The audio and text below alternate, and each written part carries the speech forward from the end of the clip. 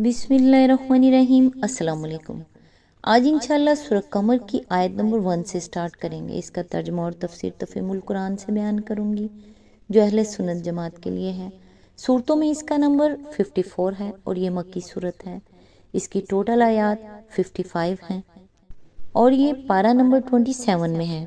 जैसा कि आपको बताया कि ये कुरान मजीद की 54वीं सूरत है जो मक्का में नाजिल हुई। इसका मरकजी मौजू इंसान को क़यामत की याद दहाने और अल्लाह की कुदरत की निशानियां दिखाना है। सूरत के आगाज़ में अल्लाह ताला ने फरमाया क़यामत करीब आ गई है और चांद 2 टुकड़े कर दिया गया। ये एक अजीम मौजज़ा था जो हजूर सल्लल्लाहु अलैहि वसल्लम के ज़माने में काफरों के मुतालबे पर ज़ाहिर हुआ, मगर इसके बावजूद वो ईमान न लाए और इनकार पर डटे रहे। इस सूरत में अल्लाह ताला ने पिछली उम्मतों की मिसालें बयान फरमाई हैं। कौम नूह, आद, समूद, कौम लूत और फिरौन की कौम, ये सब अपनी जिद और तकब्बुर में हक को झुठलाते रहे और फिर अल्लाह की पकड़ में आकर हमेशा के लिए मिट गए। इन वाक़यात को बार बार दोहराकर इंसान को मुतनब्बे किया गया है कि ये वाक़यात किस्से कहानियाँ नहीं बल्कि जिंदा हकीकतें हैं जिनमें हमारे लिए सबक है। अल्लाह ताला ने इस सूरत में ये भी फरमाया कि हमने कुरान को नसीहत के लिए आसान कर दिया है। फिर कोई है जो नसीहत हासिल करे, यानी कुरान का पैगाम हर दिल तक पहुंचाने के लिए बिल्कुल वाज़ेह और सीधा कर दिया गया है। जो चाहे हदायत पा सकता है और जो इनकार करना चाहे अपनी महरूमी का खुद जिम्मेदार है। सूरतुल कमर का खुलासा ये है कि क़यामत करीब है, दुनिया का ऐश व आराम आर्जी है और निजात सिर्फ अल्लाह की अताअत और ईमान के ज़रिए हासिल हो सकती है। ये सूरत हर सुनने वाले के दिल को झंझोड़ती है और याद दिलाती है कि अभी वक्त है, संभल जाएं, अल्लाह की तरफ पलट आएं ताकि कल के दिन हसरत बाकी ना रह जाए। अल्लाह ताला से दुआ है कि वो हम सबको नेकी की हिदायत दे और अपने नेक बंदों में शामिल करे। अल्लाह ताला आपको और आपके तमाम अहलो अयाल को अपने हिफ्ज़ व अमान में रखे, आमीन। औज़ु बिल्लाहि मिनश शैतानिर रजीम, बिस्मिल्लाहिर्रहमानिर्रहीम। क़यामत की घड़ी करीब आ गई और चांद फट गया। इसकी तफसीर है यानी चांद का फट जाना इस बात की अलामत है कि वो क़यामत की घड़ी जिसके आने की तुम लोगों को खबर दी जाती रही है करीब आ लगी है और निज़ाम आलम के दरहम बरहम होने का आगाज हो गया है। नेज ये वाक़या कि चांद जैसा एक अजीम कुरैशक होकर 2 टुकड़े हो गया है, इस अमर का खुला सबूत है कि जिस क़यामत का तुमसे जिक्र किया जा रहा है वो बर्पा हो सकती है। जाहिर है कि जब चांद फट सकता है तो ज़मीन भी फट सकती है, तारों और सयारों के मदार भी बदल सकते हैं और अफलाक का ये सारा निज़ाम दरम बरम हो सकता है। इसमें कोई चीज़ अज़ली व अबदी और दायम व मुस्तकिल नहीं है कि क़यामत बर्पा ना हो सके। बाज़ लोगों ने इस फिक्रे का मतलब ये लिया है कि चांद फट जाएगा, लेकिन अरबी ज़ुबान के लिहाज से चाहे ये मतलब लेना मुमकिन हो, इबारत का सियाक़ व सबाक़ इस मायने को कबूल करने से साफ इनकार करता है। अव्वल तो ये मतलब लेने से पहले फिक्रा ही बेमायनी हो जाता है। चांद अगर इस कलाम के नजूल के वक्त फटा नहीं था बल्कि वो आइंदा कभी फटने वाला है तो इसकी बिना पर यह कहना बिल्कुल महमल बात है कि क़यामत की घड़ी करीब आ गई है। आखिर मुस्तकबिल में पेश आने वाला कोई वाक़या इसके करीब की अलामत कैसे करार पा सकता है कि इसे शहादत के तौर पर पेश करना एक माकूल तर्ज इस्तदलाल हो। दूसरे ये मतलब लेने के बाद जब हम आगे की इबारत पढ़ते हैं तो महसूस होता है कि वो उसके साथ कोई मुनासबत नहीं रखती। आगे की इबारत साफ बता रही है कि लोगों ने उस वक्त कोई निशानी देखी थी जो इम्कान क़यामत की सरी अलामत थी, मगर उन्होंने इसे जादू का करिश्मा करार देकर झुठला दिया और अपने इस ख्याल पर जमे रहे कि क़यामत का आना मुमकिन नहीं है। इस सियाक़ो सबाक़ में इन शक्ल कमर के अल्फाज इसी सूरत में ठीक बैठ सकते हैं जब इनका मतलब चांद फट गया हो, फट जाएगा के मायने में इनको ले लिया जाए तो बाद की सारी बात बेजोड़ हो जाती है। सिलसिला कलाम में इस फिक्रे को रख कर देख लीजिए, आपको खुद महसूस हो जाएगा کہ اس کی وجہ سے ساری عبارت بے معنی ہو گئی ہے۔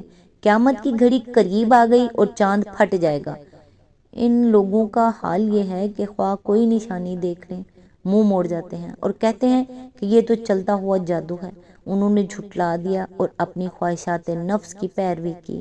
پس حقیقت یہ ہے کہ شق القمر کا واقعہ قرآن کے صریح الفاظ سے ثابت ہے اور حدیث کی روایات پر اس کا انحصار نہیں ہے، البتہ روایات سے اس کی تفصیلات معلوم ہوتی ہیں اور پتہ چلتا ہے کہ یہ کب اور کیسے پیش آیا تھا۔ یہ روایات بخاری، مسلم، ترمذی، احمد، ابو عوان، ابو داؤد، طیالسی، عبدالرزاق، ابن جریر، بہقی، طبرانی، ابن مردویہ اور ابو نعیم اصفہانی نے بکثرت سندوں کے ساتھ حضرت علی، حضرت عبداللہ بن مسعود، حضرت عبداللہ بن عباس، حضرت عبداللہ بن عمر، حضرت حذیفہ، حضرت انس بن مالک اور حضرت جبیر بن مطعم سے نقل کی ہیں۔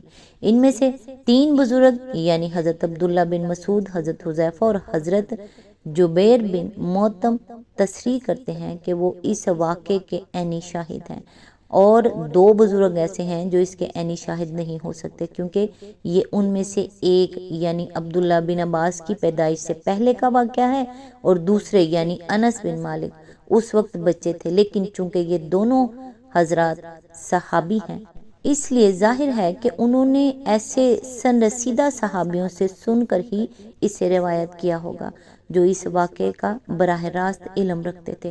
تمام روایات کو جمع کرنے سے اس کی جو تفصیلات معلوم ہوتی ہیں وہ یہ ہیں کہ ہجرت سے تقریباً 5 سال پہلے کا واقعہ ہے۔ قمری مہینے کی 14ویں شب تھی، چاند ابھی طلوع ہوا تھا، یک وہ پھٹا اور اس کا ایک ٹکڑا سامنے کی پہاڑی کے ایک طرف اور دوسرا ٹکڑا دوسری طرف نظر آیا۔ یہ کیفیت بس ایک ہی لحظہ رہی اور پھر دونوں ٹکڑے باہم جڑ گئے۔ نبی کریم صلی اللہ علیہ وآلہ وسلم اس وقت مینا میں تشریف فرما تھے۔ آپ نے لوگوں سے فرمایا، دیکھو اور گواہ رہو۔ کفار نے کہا، محمد صلی اللہ علیہ وآلہ وسلم نے ہم پر جادو کر دیا تھا، اس لیے ہماری آنکھوں نے دھوکہ کھایا۔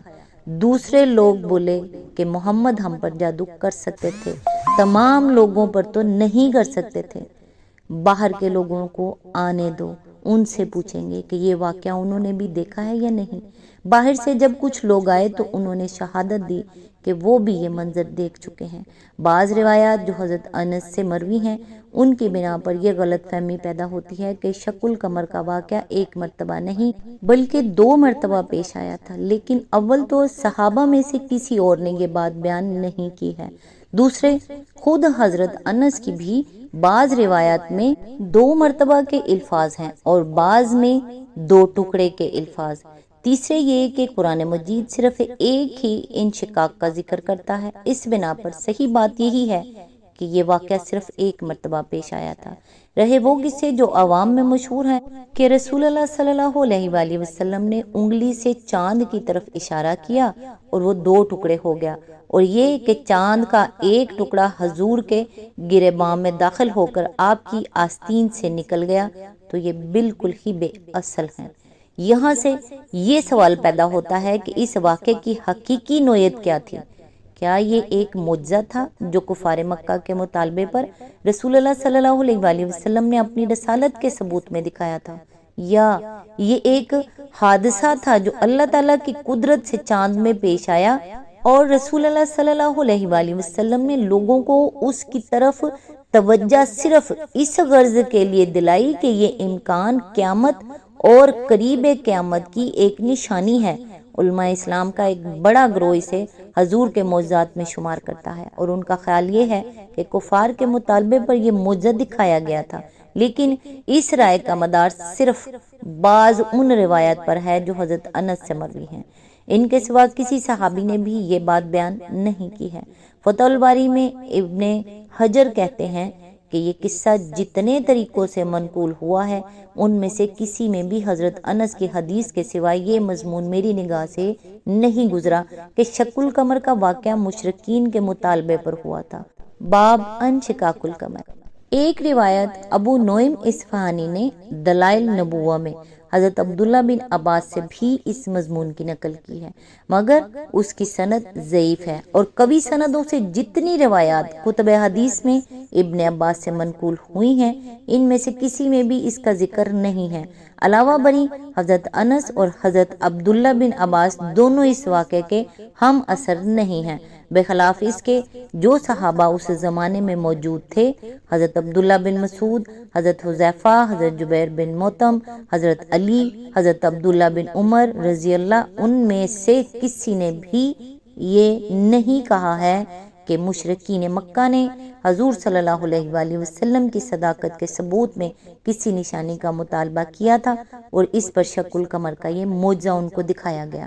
سب سے بڑی بات یہ ہے کہ قرآن مجید خود بھی اس واقعے کو رسالت محمدی نہیں بلکہ قرب قیامت کی نشانی کے طور پر پیش کر رہا ہے۔ البتہ یہ اس لحاظ سے حضور صلی اللہ علیہ وآلہ وسلم کی صداقت کا ایک نمایاں ثبوت ضرور تھا کہ آپ نے قیامت کے آنے کی جو خبریں لوگوں کو دی تھیں، یہ واقعہ ان کی تصدیق کر رہا تھا۔ معترضین اس پر دو طرح کے اعتراضات کرتے ہیں۔ اول تو ان کے نزدیک ایسا ہونا ممکن ہی نہیں ہے کہ چاند جیسے عظیم کرے کے دو ٹکڑے پھٹ کر الگ ہو جائیں اور سینکڑوں میل کے فاصلے تک ایک دوسرے سے دور جانے کے بعد پھر باہم جڑ جائیں۔ دوسرے وہ کہتے ہیں کہ اگر ایسا ہوا ہوتا تو یہ واقعہ دنیا بھر میں مشہور ہو جاتا، تاریخوں میں اس کا ذکر آتا اور علم نجوم کی کتابوں میں اسے بیان کیا جاتا، لیکن در حقیقت یہ دونوں اعتراضات بے وزن ہیں۔ جہاں تک اس کے امکان کی حیثیت ہے، قدیم زمانے میں تو شاید وہ چل بھی سکتی تھی، لیکن موجودہ دور میں سیاروں کی ساخت کے متعلق انسان کو جو معلومات حاصل ہوئی ہیں، ان کی بنا پر یہ بات بالکل ممکن ہے کہ ایک کرہ اپنے اندر کی آتش فشانی کے باعث پھٹ جائے اور اس زبردست انفجار سے اس کے دو ٹکڑے دور تک چلے جائیں، اور پھر اپنے مرکز کی مقناطیسی قوت کے سبب سے وہ ایک دوسرے کے ساتھ آ ملیں۔ رہا دوسرا اعتراض تو وہ اس لیے بے وزن ہے کہ یہ واقعہ اچانک بس ایک لحظے کے لیے پیش آیا تھا۔ ضروری نہیں تھا کہ اس خاص لمحے میں دنیا بھر کی نگاہیں چاند کی طرف لگی ہوئی ہوں۔ اس سے کوئی دھماکہ نہیں ہوا تھا کہ لوگوں کی توجہ اس کی طرف منعطف ہوتی۔ پہلے سے کوئی اطلاع اس کی نہ تھی کہ لوگ اس کے منتظر ہو کر آسمان کی طرف دیکھ رہے ہوتے۔ پوری روئے زمین پر اسے دیکھا بھی نہیں جا سکتا تھا، بلکہ صرف عرب اور اس کے مشرق جانب کے ممالک ہی میں اس وقت چاند نکلا ہوا تھا۔ تاریخ نگاری کا ذوق اور فن بھی اس وقت تک اتنا ترقی یافتہ نہ تھا کہ مشرق کے ممالک میں جن لوگوں نے اسے دیکھا ہوتا وہ اسے ثبت کر لیتے اور کسی مورخ کے پاس یہ شہادتیں جمع ہوتی اور وہ تاریخ کی کسی کتاب میں ان کو درج کر لیتا۔ تاہم مالابار کی تاریخوں میں یہ ذکر آیا ہے کہ اس رات وہاں کے ایک راجا نے یہ منظر دیکھا تھا۔ رہی علم نجوم کی کتابیں اور جنتریاں، تو ان میں اس کا ذکر آنا صرف اس حالت میں ضروری تھا جبکہ چاند کی رفتار اور اس کی گردش کے راستے اور اس کے طلوع و غروب کے اوقات میں اس سے کوئی فرق واقع ہوا ہوتا۔ یہ صورت چونکہ پیش نہیں آئی، اس لیے قدیم زمانے کے اہل تخجیم کی توجہ اس کی طرف منعطف نہیں ہوئی۔ اس زمانے میں رست گاہیں اس حد تک ترقی یافتہ نہ تھیں کہ افلاک میں پیش آنے والے ہر واقعے کا نوٹس لیتی اور اس کو ریکارڈ پر محفوظ کر لیتی۔ آج تک کے لیے بس اتنا ہی۔ نیکسٹ انشاءاللہ آیت نمبر 2 سے سٹارٹ کریں گے۔ تب تک کے لیے دعاؤں میں یاد رکھیے گا۔ اللہ حافظ۔